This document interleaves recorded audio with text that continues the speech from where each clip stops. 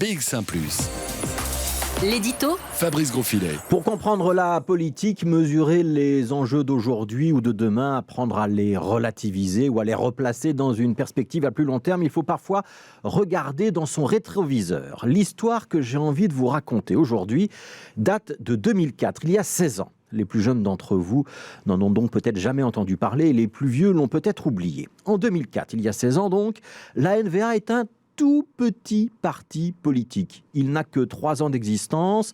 Il est le résultat de l'éclatement de la Volksunie, parti régionaliste flamand. Le président, c'est déjà Bart De Wever. Et quand on dit petit parti, ça veut dire qu'il n'est pas sûr d'atteindre le seuil électoral des 5%. L'année précédente, en 2003 d'ailleurs, la NVA n'a décroché qu'un seul siège aux élections, celui de Geert Bourgeois. En 2004, donc, la NVA signe un accord avec le CD&V. Les deux partis politiques vont conserver leur programme, leur identité propre, leur autonomie de décision, mais ils se présenteront ensemble aux élections. C'est ce qu'on appelle le cartel flamand.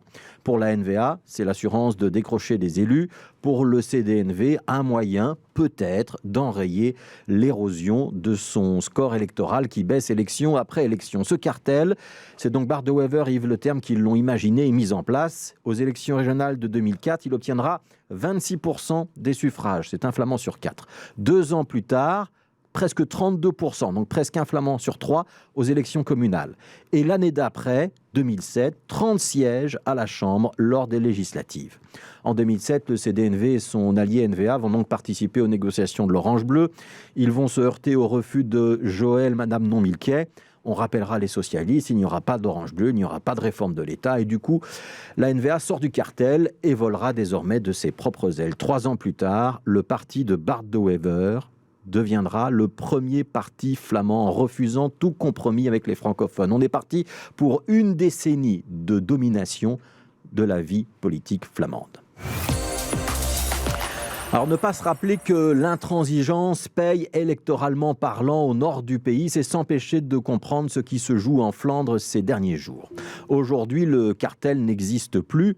Mais le CD&V et la NVA sont bien 2 partis distincts, concurrents, et Yves Leterme a même dit un jour que ce cartel avait été une erreur parce qu'il avait permis aux nationalistes flamands de se refaire une santé sur le dos du CD&V. Le Petit Pousset est bien devenu le parti dominant et l'ancien parti dominant lutte pour ne pas disparaître. À tel point qu'on pourrait se demander aujourd'hui s'il n'existe pas la tentation d'un cartel inversé. Hier, Bart De Wever a appelé à la constitution d'un front flamand et l'idée n'a pas vraiment plu. Bart De Wever lui-même a d'ailleurs reconnu que le terme de front était inapproprié parce qu'il était un petit peu trop guerrier. Mais à défaut de front, la NVA prendrait peut-être bien un cartel avec le CD&V. Parce que si on s'arrête un instant sur les dernières déclarations du Parti social-chrétien flamand, on n'en est plus très loin. Pas de CD&V dans un gouvernement fédéral si la NVA n'y est pas. Une manière de lier la destinée des 2 formations politiques. Alors front, cartel, bloc, entente, alliance, on emploiera le terme qu'on veut. Si on ajoute les 12 députés du CD&V aux 24 parlementaires de la NVA, ça fait quand même un groupe de 36 députés à la Chambre. Un grand ensemble qui devient difficilement politiquement contournable, même si c'est mathématiquement encore possible. Alors la grande question pour le CD&V aujourd'hui, c'est de faire entendre sa différence. Quand on lie sa destinée à un autre parti, que ce soit dans un cartel officiel ou dans un cartel officieux. L'enjeu, c'est quand même de défendre son propre projet politique et de faire en sorte qu'il n'apparaisse pas comme étant exactement le même que celui du voisin.